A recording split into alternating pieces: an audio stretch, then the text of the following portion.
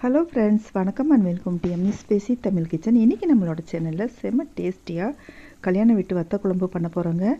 நாம் எவ்வளோ தடவை நம்ம வத்த குழம்புலாம் செஞ்சுருப்போம். ஆனால் அந்த கல்யாண வீட்டில் போய் சாப்பிடும்போது மட்டும் பாருங்களேன், அந்த டேஸ்ட் எங்கே இருந்தால் வருதுன்னே தெரியல. அவ்வளோ ஒரு டேஸ்ட்டாக நல்லா மணமாக இருக்கும். அது எப்படி பண்ணுன்னு சொல்லிட்டு பார்க்கலாங்க. வாங்க வீடியோக்குள்ளே போகலாம்.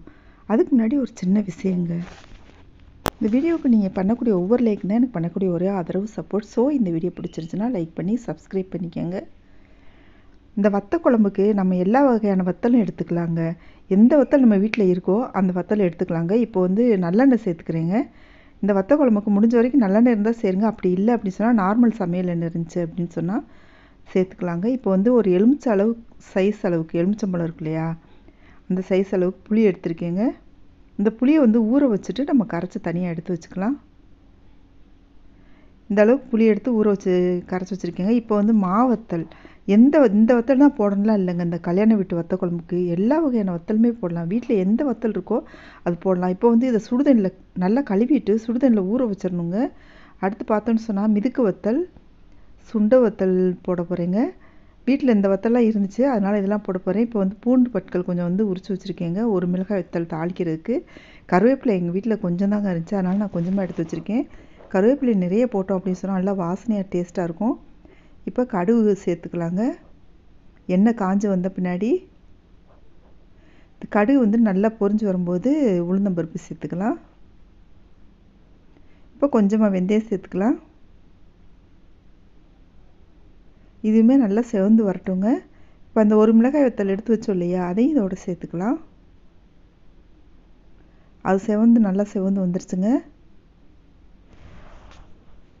இந்த டைமில் நம்ம இந்த வத்தல் மிதுக்கு வத்தல் எடுத்து வச்சுருந்தோம் இல்லையா, அந்த மிதுக்கு வத்தலும் சுண்ட வத்தலும் போட்டுக்கலாங்க.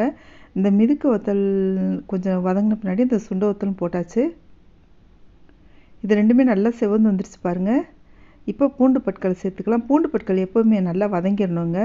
வதங்கலை அப்படின்னு சொன்னால் நம்ம குழம்புல போட்டு வெந்த பின்னாடி நரிச்சுன்னு இருக்கும். இது நல்லா வதங்கிடுச்சு அப்படின்னா நல்லா சாஃப்டாக இருக்குங்க. ஒரு சில டைமில் இந்த வத்த குழம்புல வத்தல்களை பொரித்து வச்சுட்டு லாஸ்ட்டில் போடுவாங்க. இதில் இந்த கல்யாண வீட்டு வத்த குழம்புல நம்ம இந்த மாதிரி தாங்க போடணும். இப்போ கொத்தார வத்தல் கொஞ்சம் எடுத்து போட்டிருக்கேங்க. அதையும் சேர்த்து வதக்கி விட்டுக்கலாம். பாருங்கள், நல்லா அந்த பூண்டு பற்கள் நல்லா செவந்து வந்துருச்சு பாருங்கள். நல்லா பொன்னிறமாக வந்துருச்சு பாருங்கள். இப்போ மிளகாய்த்தூள் போட்டுக்கலாங்க. அந்த மிளகாய்த்தூள் போட்டுட்டு லைட்டாக அப்படியே வதக்கி விட்டுக்கலாம். அடுப்பை சிம்மில் வச்சுக்கலாங்க. இப்போ புளி கரைச்ச தண்ணியை அதோடு சேர்த்து ஊற்றிக்கலாம்.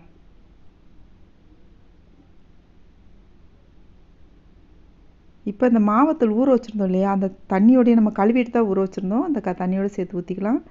இப்போ நான் குழம்பு பொடி போட போகிறேங்க. உங்கள்கிட்ட குழம்பு பொடி இல்லை அப்படின்னு சொன்னால் 100 ஸ்பூன் மிளகாய்த்தூள் ஒரு 2 ஸ்பூனு. அடுத்து பார்த்தோன்னு சொன்னால் தனியாத்தூள், மல்லித்தூள் இருக்கு இல்லையா, அது 2 ஸ்பூன் சேர்த்துக்கோங்க.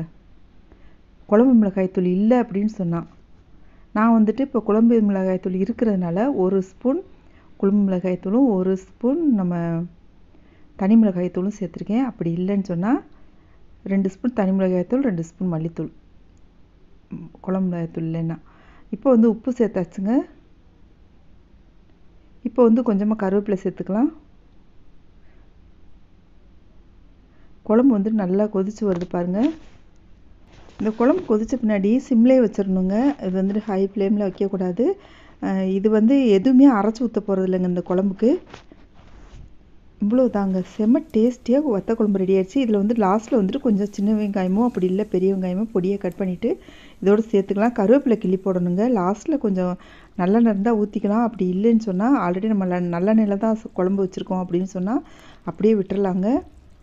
செம்ம டேஸ்டியாக வத்த குழம்பு ரெடி ஆயிடுச்சு. உங்களுக்கு பிடிச்சிருந்துச்சுன்னா லைக் பண்ணி சப்ஸ்கிரைப் பண்ணிக்கோங்க. அதுவும் கல்யாண வீட்டு வத்த குழம்பு செம்ம டேஸ்டியாக இருக்குங்க.